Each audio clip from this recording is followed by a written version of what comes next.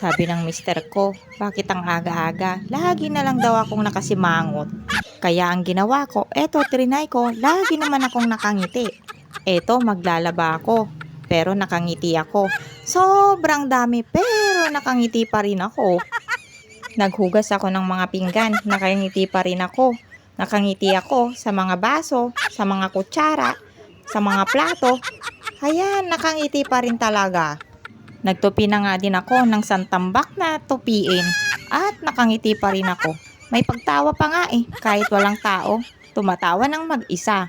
Naglaban na din ako at nagsampay ng mga tuwalya. Nakangiti pa rin talaga ako. Nakita ko makalat ang bahay. Naku, tuwang-tuwa pa nga ako.